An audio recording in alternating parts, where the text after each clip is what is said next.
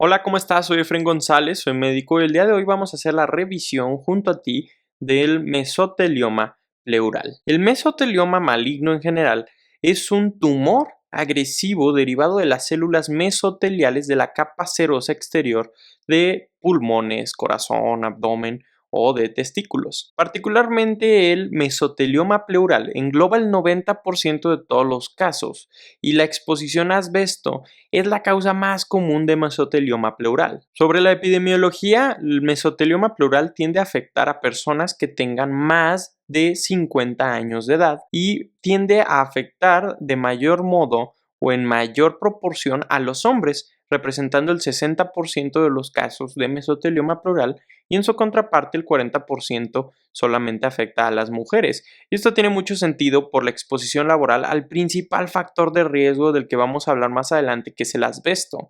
El asbesto, o también conocido como amianto, es el factor de riesgo más importante que existe para el desarrollo de un mesotelioma pleural.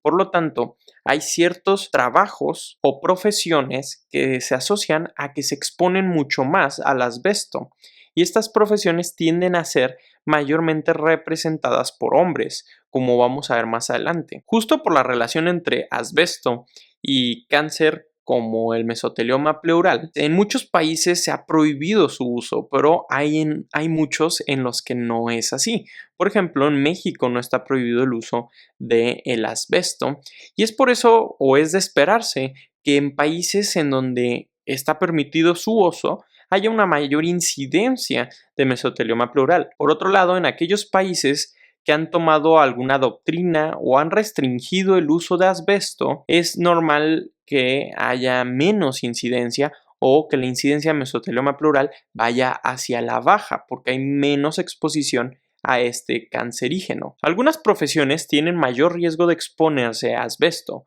por la naturaleza del trabajo que hacen y el uso que normalmente se le da al asbesto, que es sobre todo en construcción. Algunas profesiones que tienen un mayor riesgo de desarrollar mesotelioma pleural porque se pueden exponer mayormente al asbesto son los mineros, bomberos, plomeros, los constructores de barcos y electricistas. Podemos ver en esta imagen del paper que se usó para la consulta de este tema, en la viñeta A, que es la porción superior, vemos aquellos países en donde se hace más minería de asbesto. El principal país que obtiene más toneladas métricas es Rusia. Entonces, es un país que particularmente los mineros de este producto pues se encontrarían en mayor riesgo de desarrollar este tipo de tumores. Por otro lado, también aquí en esta viñeta B puedes observar aquellos países que utilizan más el asbesto como material, en particular el país que más utiliza el amianto, hay que recordar que es lo mismo amianto y asbesto,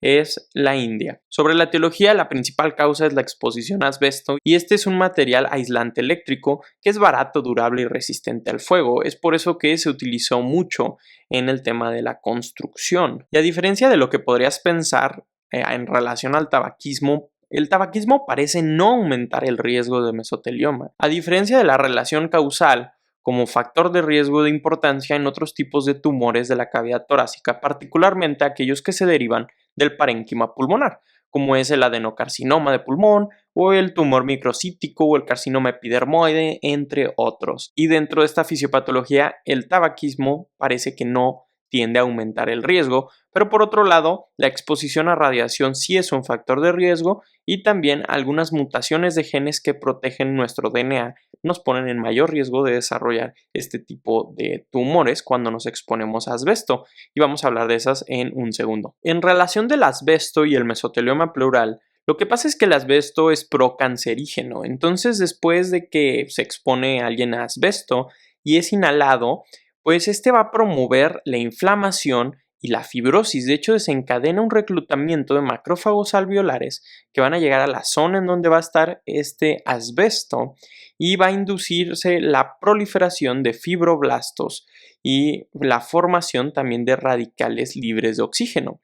Y bueno, al final va a haber inflamación, fibrosis y estos radicales, que los radicales libres de oxígeno son unas moléculas que tienen la capacidad de dañar nuestro ADN y otros tipos de moléculas celulares, pero lo que pasa con estas moléculas o estos radicales es que también favorecen los cambios o la formación de tumores, particularmente en este caso del mesotelioma pleural. Hay quienes tienen mutaciones que se asocian a una aceleración en el desarrollo del mesotelioma inducido por asbesto, y es que de lesiones en genes reparadores del DNA, como es BPAP o PALB2 o BRCA1 o BRCA2, pues estas personas, digamos, tienen una limitada capacidad de reparar el daño inducido por el asbesto, por lo tanto es más fácil que desarrollen este tipo de tumores. Una vez que se produce un mesotelioma pleural, este puede causar síntomas a través de dos mecanismos. Uno es que este tejido tumoral tiene la capacidad de producir derrames pleurales, que estos derrames pleurales producen clínica en este paciente. Por otro lado, el mesotelioma pleural maligno tiene la capacidad de hacer una invasión local y producir destrucción, por ejemplo, de la parrilla costal, afectando los músculos, los nervios, los huesos, etc. Pero esto tiende a pasar conforme va avanzando el tumor. De hecho, inicialmente, como veremos en la clínica, no da tantos signos o síntomas que sean identificables. En estos tumores del mesotelioma pleural maligno se identifican mutaciones como tal en BAP1, en CDKN2A, en el gen NF2 y ZB2. Son algunas de, digamos, estas marcas genéticas que se encuentran en estos tumores, que son estas mutaciones que facilitan la oncogénesis. Sobre la clínica, inicialmente tiene un curso asintomático en los primeros estadios de la enfermedad. La clínica asociada aparece en fases avanzadas de la enfermedad. Puede acompañarse de, conforme va avanzando este tumor, de algunas manifestaciones inespecíficas como puede ser fatiga, diaforesis o pérdida de peso. Pero una vez que empieza a producir signos y síntomas, el mesotelioma pleural puede identificarse una tos no productiva. Asimismo, la disnea o falta de aire es secundaria usualmente a la relación o a que se desarrolle un derrame pleural y también a la invasión pulmonar por el tumor. Por otro lado, también puede aparecer dolor torácico por la invasión directa de este tumor a la pared torácica o del mediastino. Como la mayoría de las enfermedades, esta sospecha se debe fundamentar en una buena anamnesis, quizá en un paciente que es un constructor de barcos o tal vez ha trabajado en la industria de la construcción o algo por el estilo que lo ha tenido en exposición usualmente al asbesto, más algunos signos y síntomas que quizá el paciente refiera o que tú encuentras en la exploración física que te alarman o llaman la atención hacia un posible diagnóstico de un mesotelioma. Pero sin duda, la tomografía axial computarizada tóraco-abdominal es el método inicial de abordaje para los mesoteliomas. Y algunos de los datos que se pueden encontrar es múltiples lesiones nodulares de la pleura, puede haber derrame pleural, las fisuras interlobares pueden estar engrosadas. Hay que recordar que los pulmones tienen lóbulos, ¿no? En el caso del pulmón derecho hay 3 lóbulos y en el caso del pulmón izquierdo hay solo 2 lóbulos. Y justo hay unas fisuras que dividen a estos lóbulos y esas pueden estar engrosadas y puede identificarse opacidad pleural. De hecho, justo aquí a la derecha podemos ver una imagen de un TAC en donde se observa cómo este pulmón del lado izquierdo está completamente encasillado por el mesotelioma. Pueden observar cómo está ampliamente distribuido alrededor de este pulmón. Por otro lado, vean este pulmón que está completamente o aparentemente sano, sin afección del mesotelioma, cuando de este lado es bastante claro cómo está este tejido que no debería estar aquí afectando al pulmón. Si los datos de la tomografía no son muy claras, pueden recurrirse a otros métodos de imagen como resonancia magnética, que es particularmente útil si hay afectación de los tejidos blandos por el tumor, como en el caso de infiltración a la pared torácica, como te comentaba en la fisiopatología. U otro método de imagen que da información es sobre todo de la actividad metabólica del tumor, es hacer una PET-CT, que esta es una tomografía con emisión de positrones. Además, se pone por encima de un TAC normal y podemos observar la tasa metabólica de este tejido, si está utilizando o no mucha glucosa, etcétera, y te puede dar más información al respecto. El diagnóstico por imagen presuntivo de un mesotelioma debe de ser seguido por una confirmación histopatológica y este va a ser prácticamente el gold estándar para esta enfermedad, como en la mayoría de los tumores o cánceres. La biopsia pleural es el método preferido, aunque la examinación del líquido pleural en contexto de un derrame pleural puede usarse, es decir, si el paciente tiene un derrame pleural importante, en ocasiones se puede hacer una toracocentesis, obtener ese derrame pleural y estudiarse para células malignas compatibles con mesotelioma. Pero en la mayoría de los casos pues, se va a preferir hacer la biopsia pleural. Una vez que se tiene pues, esta confirmación histopatológica, se existen o se clasifican en 3 subtipos histológicos, que es el epitelioide, que sucede en el 50 al 60% y es el de mejor pronóstico. Por otro lado está el sarcomatoide, que solo ocurre en el 10% de los casos, es el menos frecuente y es altamente invasivo y resistente a la quimioterapia.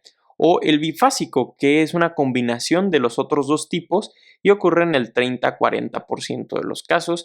Y de hecho algunos autores han comentado que quizá no son subtipos histológicos, sino un continuo en donde tal vez comienza como un epitelioide y va avanzando bifásico hasta llegar a sarcomatoide, que es el menos diferenciado y el que tiene un pronóstico más pobre. Y además de la apariencia en el microscopio de este tumor, que esto nos va a dar pauta o para hacer el diagnóstico histopatológico, también podemos hacer el estudio inmunohistoquímico para demostrar que este efectivamente es un mesotelioma y no es otro tumor de otro estirpe. Por ejemplo, se requieren de 2 o más marcadores de mesotelioma positivos, que son los que se observan aquí en verde: citoqueratina 5 y 6, D240, calretinina y antígeno del tumor de Wilms 1. Entonces, si este tumor, cuando se hace inmunohistoquímica, es positivo a estas, pues nos está llamando o nos está diciendo que efectivamente tiene marcadores que usualmente los tumores de tipo mesotelioma pleural poseen. Por lo tanto, se requieren 2 de estos al menos y que tenga 2 o más de los marcadores de adenocarcinoma negativo, porque usualmente el adenocarcinoma va a ser uno de los diagnósticos diferenciales más importantes en esta enfermedad, porque también tiende a ser un tumor que se encuentra en el parénquima, sobre todo en la porción más distal o externa de los pulmones, y pues en realidad es un sitio que también es compartido por este mesotelioma pleural. Por lo tanto, tenemos que asegurarnos que los marcadores del adenocarcinoma van a estar negativos. Entre estos, pues que esté negativo antígeno carcino embrionario, BER-EP4 y el factor de transcripción tiroidea número 1. Una vez que se hace el diagnóstico como tal del mesotelioma, se debe de hacer un estadiaje como la mayoría de los cánceres, y en este se utiliza el octavo sistema de estadificación TNM de la Asociación Internacional para el Estudio de Cáncer Pulmonar. Y TNM significa tumor, nodos linfáticos y metástasis, y a través de qué tan grande está el tumor, si afecta o no nodos linfáticos y si ha habido o no metástasis, se puede hacer un estadiaje para saber qué tan avanzado está esta enfermedad en general. Y hablando acerca de los sitios que son más afectados por el mesotelioma de manera extrapleural, cuando el mesotelioma está afectando otro sitio que no es la pleura, que se ha diseminado o afectado regiones contiguas o ha habido metástasis, pues los sitios que más frecuentemente se afectan es el corazón en el casi 60% de los casos, nódulos linfáticos en el 50% y el hígado en el 30% de los casos. Hablando acerca del tratamiento, hay que comentar antes de entrar de lleno del tratamiento específico del mesotelioma pleural que muchos pacientes tienen signos y síntomas relacionados o derivados de derrames pleurales en contexto de un mesotelioma pleural. Personas que tienen este tipo de tumores y desarrollan esta complicación que es un derrame pleural. El tratamiento como tal del derrame pleural lo voy a abordar en otro video específicamente para el derrame pleural en general, con todas sus distintas causas, posibles tratamientos, etc. Ahora bien, vamos a hablar aquí del tratamiento específico de este mesotelioma, que incluye distintas modalidades de tratamiento, entre ellas cirugía, tratamiento sistémico con quimioterapia, inmunoterapia o radioterapia. El tratamiento sistémico con quimioterapia en la mayoría de los casos de los pacientes va a ser la elección que se utilice porque ha demostrado mejorar la calidad de vida y también la sobrevida con este tumor. Aunque no es mucho el tiempo que se aumenta la sobrevida, sí lo aumenta. Y en general lo que se hace es que se combina un platino, ya sea cisplatino o carboplatino, más pemetrexed. Y en algunos casos agregan bevacizumab, pero esta es la base y es lo que tienes que recordar. Un platino más pemetrexed es lo que llegan a preguntar en exámenes.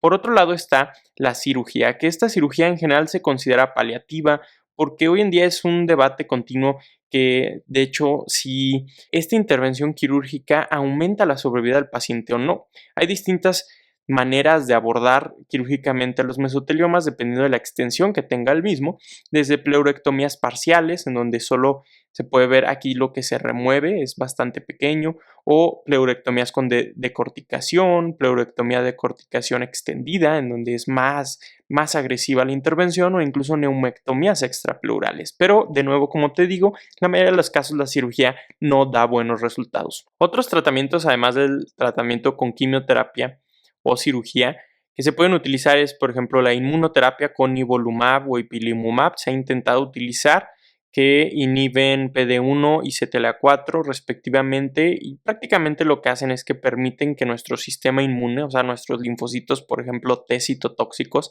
ataquen con mayor fuerza al tumor. O sea, mejora nuestra propia defensa de nuestro sistema inmune hacia el tumor. A algunos pacientes también se les puede agregar radioterapia adyuvante. Independientemente de todo el tratamiento del que hablábamos, la verdad es que la supervivencia a 5 años o el pronóstico es bastante pobre.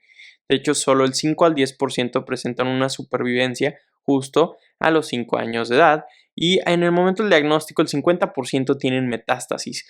Y en general todos los cánceres que no producen mucha clínica les va de manera más pobre. Esto porque tienden a avanzar más y avanzar más. Entonces cuando se hace el diagnóstico ya están en un estadiaje bastante avanzado y es más difícil tratarlos. Y justo no es la excepción en este caso, porque el mesotelioma pleural, al no hacer tantos síntomas y ser generalmente asintomático en estadiajes iniciales, pues cuando se descubre ya está bastante avanzado. Las principales causas de muerte relacionadas con el mesotelioma es émbolos pulmonares, neumonía, taponamiento cardíaco, invasión a grandes vasos y desnutrición asociadas. En resumen, la epidemiología es que tiende a afectar más a los hombres, sobre todo por el tipo de profesiones que tienden a exponerse de mayor manera al principal factor de riesgo, que es el asbesto. La clínica en general es asintomática, pero después puede generar tos, disnea o dolor torácico. El diagnóstico inicia con el método de imagen de elección, que es la TAC,